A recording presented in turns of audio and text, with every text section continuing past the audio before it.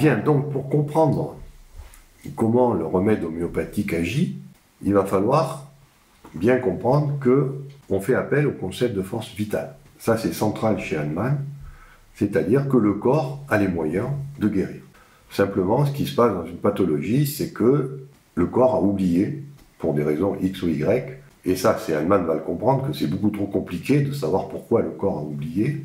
Le corps a oublié ce qu'il fallait faire pour rester en bonne santé, il est dans une boucle pathologique, d'où l'idée de le réaiguiller vers la bonne voie, c'est-à-dire qu'il retrouve sa force vitale, qui va lui permettre de mettre en œuvre des principes pour évacuer la maladie grâce à une sollicitation artificielle créée par une substance organique, une plante, un minéral, voire même des excrétions animales de différentes glandes. On aurait cette capacité de stimuler la force vitale pour qu'elle reprenne le dessus sur la maladie. Alors, ceci nous amène à parler un petit peu de cette force vitale. C'est un concept qui est ancré dans le spagyrisme, c'est-à-dire les théories de Paracels. Théories de Paracels qui sont aujourd'hui très critiquées parce qu'on est dans la chimie, cette idée qu'en travaillant la matière, on peut élever son âme. Donc, il est peut-être bon de faire un petit rappel sur ce que préconisait donc Paracels. Son vrai nom, c'était Theophrastus Aureolus Philippus Bombast von Hohenheim. Un petit peu long à prononcer, donc on préfère dire Paracels. Et Paracels va, contrairement à Hippocrate qui considérait qu'il y avait 4 humeurs, Paracels, lui, considère qu'il y a 3 principes actifs au niveau de la médecine, qu'on peut symboliser par le corps, qui est donc la structure matérielle dont est faite tout être vivant, mais ce corps est habité aussi par un esprit, c'est-à-dire qu'il y a une dimension non matérielle qui se traduit par une activité intellectuelle, par exemple, mais aussi par une âme, c'est-à-dire on retrouve le symbole du triangle, c'est-à-dire qu'il suffit, si on oppose la matière, le corps, à l'esprit et la non-matière, il faut un 3e élément stabilisateur pour stabiliser cette dualité, c'est l'âme qui va jouer ce rôle-là. Donc corps, esprit, âme, c'est la base de l'alchimie, et comme on est sur un triangle, on peut travailler le corps, il y aura des conséquences, comme on est sur un triangle, si on travaille le corps, on travaillera l'esprit, et on travaillera l'âme aussi. Si on travaille sur l'âme, on pourra modifier le corps et l'esprit, ou si on travaille sur l'esprit, on pourra modifier le corps et l'âme. Donc c'est cette idée que, quand on a un problème de type matériel, le corps, on peut aussi agir par l'esprit ou par l'âme pour pouvoir acquérir la guérison.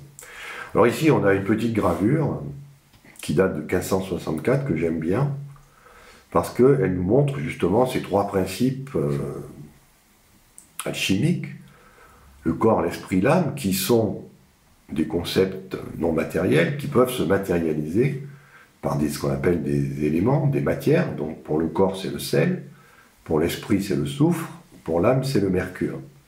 Alors, ce ne sont pas des substances au sens chimique telles qu'on les comprend aujourd'hui, mais ce sont des substances qui, par leur comportement, rappellent le comportement de l'âme, le comportement de l'esprit et le comportement du sel. Alors pour le corps, c'est évident, parce que c'est vrai que quand vous brûlez un corps, il ne reste plus rien. Toute l'eau est partie. On sait qu'un corps, c'est essentiellement de l'eau, et qu'après, c'est des sels. Donc effectivement, associer le sel au corps, c'est tout à fait logique. De même, le métal a une caractéristique très particulière, c'est qu'il réfléchit la lumière. Et donc, quand le métal réfléchit la lumière, on a un reflet de ce qu'on est, mais déformé par le métal. Et donc, c'est un petit peu l'idée que derrière le reflet, on voit qu'on a quelque chose qui est l'âme, et qui est quelque chose d'insaisissable, comme le mercure coule. C'est un métal qui a la caractéristique de couler. Donc, si vous essayez de le saisir avec les mains, vous n'y arrivez pas, parce qu'il est fluide comme l'eau. Et puis le soufre, c'est l'esprit. Donc le soufre, c'est cette matière qui s'enflamme facilement. Dès qu'on met une allumette, ça brûle. Et exactement l'image qu'on peut avoir de l'esprit qui s'enflamme à une idée nouvelle ou quelque chose, on voit cette correspondance. Alors, comme le voit, où montre la gravure, ces trois principes de Paracelse, le sel, le soufre, le mercure, le corps, l'esprit, l'âme, c'est en fait partie émergée d'un iceberg où ces trois en fait, principes sont reliés entre eux par le reste qu'on appelle l'inconscient aujourd'hui, c'est-à-dire que tout ça, ça s'est enraciné dans quelque chose de plus profond, qui est une unité. C'est-à-dire qu'autant quand on est dans le monde visible, on se manifeste sous la forme de trois concepts, autant lorsqu'on rentre en profondeur des choses, on trouve une unité à la base. Et cette unité, elle est représentée par cet être monstrueux et fabuleux, qui est mi-dragon, mi-homme, mi-oiseau, enfin bref, une chimère. Pourquoi? Parce que ça symbolise l'inconscient, toute l'activité onirique, en fait, qu'on peut avoir à l'intérieur de nous.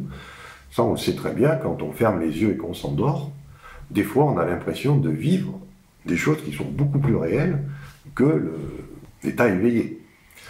Donc ça, c'est la vision de cette unité qui est non accessible, mis à part par le sommeil, et qui se manifeste lors de l'état d'éveil sous une trinité corps, esprit, âme, ou sel, soufre, mercure. Alors on peut plaquer sur ce schéma évidemment la vision un peu de religion. Là c'est pas religieux, mais on peut plaquer de la religion. Par exemple, le corps symbolise le monde visible, l'esprit le monde angélique et l'âme le monde divin. C'est-à-dire que cette chose va rentrer en résonance avec des gens qui sont chrétiens, et ça va donner le rosicrucisme et le franc-maçonnisme, comme on l'a vu dans le transparent précédent. Alors, l'autre chose que nous apprend cette vision, moi je la trouve assez riche, c'est pour ça qu'il est bon de la connaître, pas pour l'accepter comme ça littéralement, mais pour savoir que c'est pas si idiot que ça. Je vous montrerai plus tard comment la biologie, lorsqu'on analyse un corps, on trouve effectivement qu'il y a essentiellement de l'eau, du gras et du sel.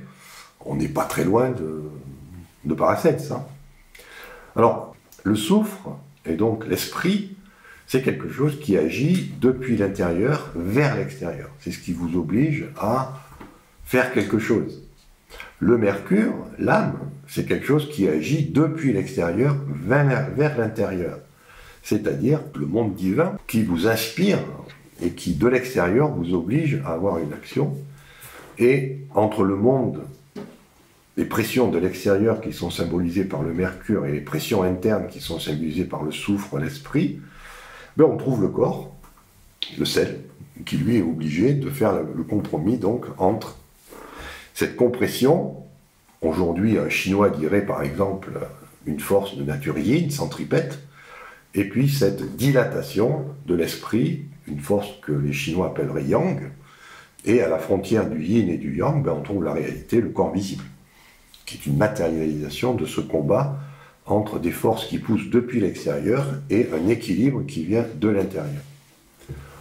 Donc vous voyez que cette philosophie Paracelse, elle est aussi compatible avec l'Orient, parce qu'on peut plaquer dessus des termes comme le yin, le yang, et que c'est quelque chose qui est tout à fait logique finalement, puisque je vous rappelle que la civilisation chinoise est bien antérieure à la civilisation gréco-romaine, hein.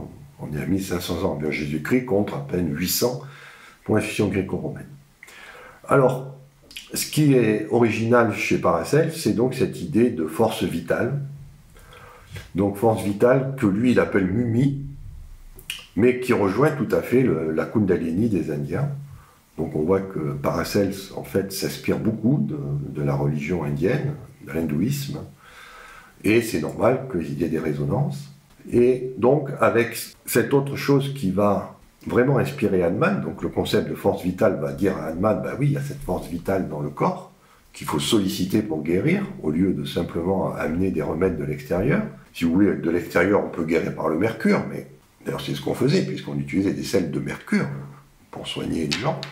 Mais on peut agir de l'intérieur en sollicitant la force vitale, c'est ce que va faire le remède homéopathique. Et puis chez Paracelse, on trouve donc évidemment, comme il s'inspire très fortement de la religion hindouiste, on va trouver ce que, alors lui il n'appelle pas l'éther ou la kasha, mais il va appeler ça la quintessence. C'est-à-dire que quand vous prenez une substance, bien derrière cette substance matérielle, il y a une quintessence. Ça s'appelle la cinquième essence, c'est-à-dire quelque chose qui est très subtil. Et c'est cette quintessence qui va être évoquée, par exemple, par le remède homéopathique. Enfin, ça, c'est l'idée d'Hahnemann, hein. comme il y a une quintessence qui existe, on va la solliciter en diluant, succussant le remède homéopathique. Donc voilà pour les racines philosophiques de l'homéopathie.